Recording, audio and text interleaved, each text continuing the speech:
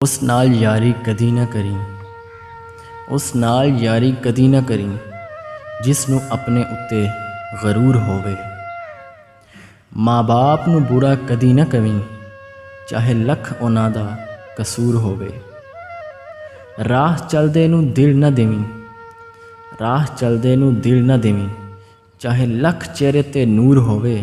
ਉਹ ਭੁੱਲਿਆ ਦੋਸਤੀ ਸਿਰਫ ਉੱਥੇ ਕਰੀਂ ਜਿੱਥੇ ਦੋਸਤੀ ਨਿਭਾਉਣ ਦਾ ਦਸਤੂਰ ਹੋਵੇ।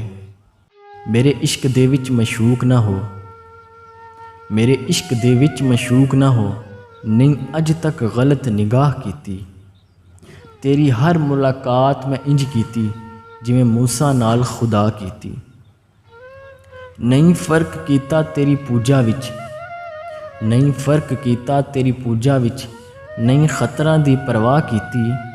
ਇੱਕ ਤੈਨੂੰ ਰੱਬ ਨਹੀਂ ਕਹਿ ਸਕਦਾ, ਇੱਕ ਤੈਨੂੰ ਰੱਬ ਨਹੀਂ ਕਹਿ ਸਕਦਾ, ਬਾਕੀ ਸਾਰੀ ਰਸਮ ਅਦਾ ਕੀਤੀ।